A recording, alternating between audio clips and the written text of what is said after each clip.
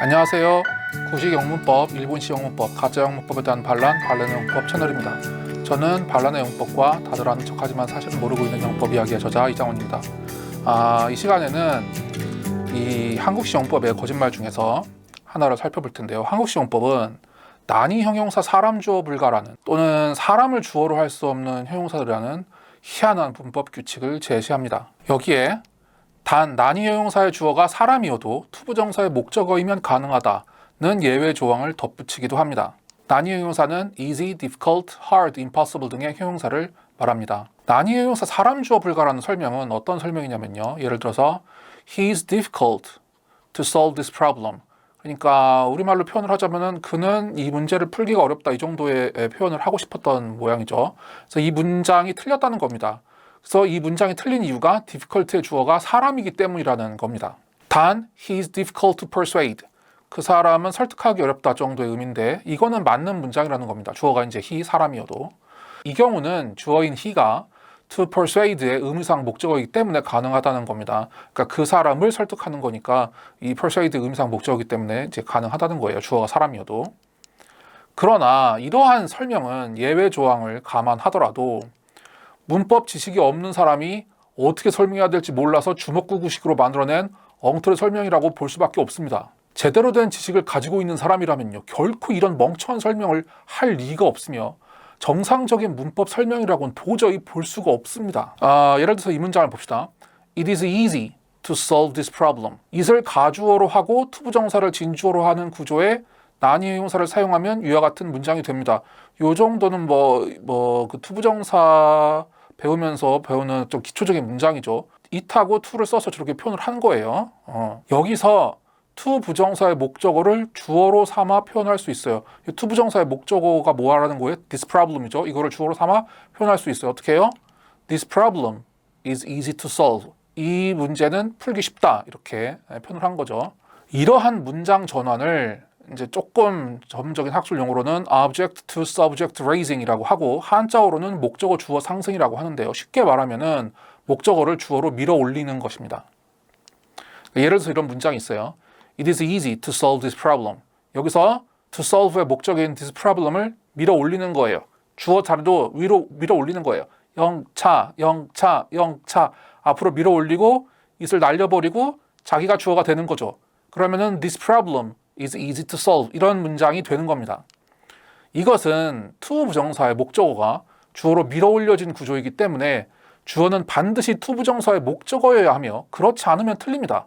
주어가 사람인가 사물인가는 아무 상관이 없어요. 이 문장 봅시다. He is easy to solve this problem. 이거 틀린 문장이죠. 위 문장은 to solve의 목적어로 this problem이 이미 있고 he는 to 부정사의 목적어가 아니라 주어이기 때문에 틀린 것이지 주어가 사람인지 사물인지는 아무 상관이 없습니다. 예를 들어서 이런 문장 보세요. The computer is easy to solve this problem. 컴퓨터는 이 문제를 풀기 쉽다 이런 정도의 뜻이라고 해봐요. 그러면은 이것도 틀려요. 자, 주어를 보세요. The computer예요. 주어가 사람이 아니라 사물이어도 틀린 것은 마찬가지입니다.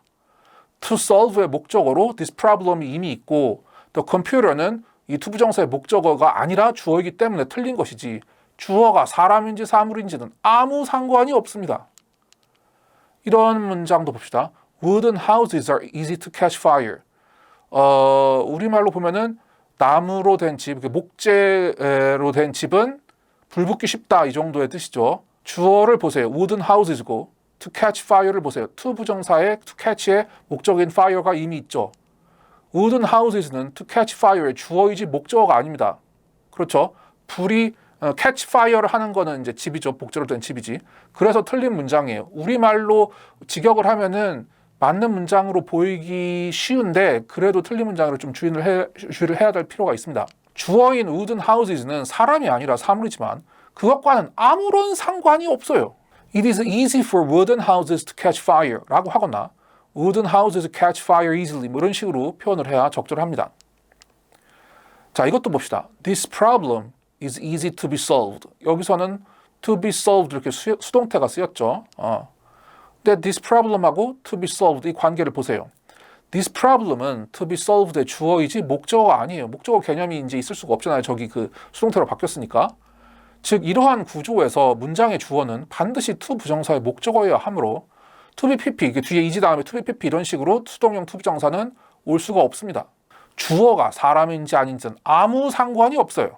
한국식 영문법으로 설명을 한다면 난이 형용사는 사람 주어가 불가하나 단 주어가 사람이라도 to 부정사의 목적어이면 가능하고 단 주어가 사물이라도 to 부정사의 주어이면 안 된다, 불가능하다, 뭐 이렇게 설명을 해야 됩니다. 도대체 왜 이런 바보 같은 설명을 해야 돼요? 그냥 난이 형용사의 주어는 to 부정사의 목적어여야 하고 그렇지 않으면 틀리다.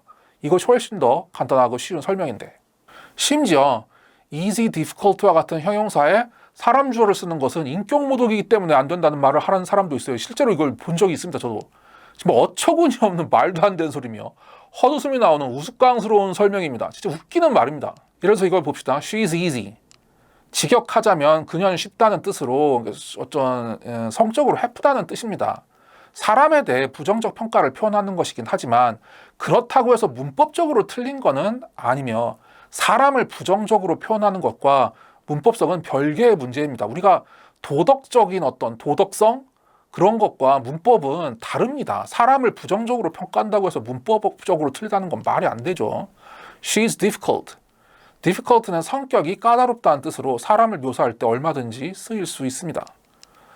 그러니까 she is easy to solve this problem 이렇게 표현하거나 she is difficult to solve this problem 이렇게 표현하는 게 안 된다는 거고, 그러니까 easy와 difficult는 to 부정사와 함께 위와 같은 구조로 이렇게 쓰이지 않는다는 거지 사람이 주어가 무조건 될 수 없다는 그런 게 아닙니다.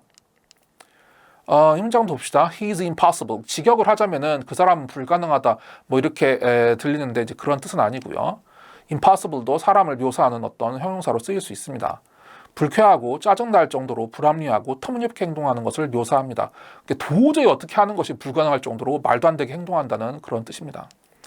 흔히 이제 구제불능이라고 번역해서 소개를 하거든요. 뭐 그는 구제불능이야. 근데 약간 그게 어떤 뜻인지 좀 아셔야 됩니다. 구제불능이라고 해도 비슷한 의미이긴 하지만 이런 번역이 사실 잘 들어맞지 않은 경우도 있거든요. 그러니까 이런 예문을 봅시다. Kids are impossible sometimes. 어린애들은 때때로 impossible하다. 이 말은 어린애들은 때로 심하게 짓궂다 정도로 약간 의역을 하면 이렇게 해석할 수 있습니다. 그러니까 도저히 어떻게 할 수 없을 정도로 다른 사람을 불쾌하고 짜증나게 하는 비합리적인 행동을 한다는 뜻입니다. 이제 어린애들은 이제 그럴 수가 있잖아요. 그래서 이제 impossible은 도대체 어떻게 할 수가 없다. 약간 그런 느낌으로 쓰이는 그런 표현입니다.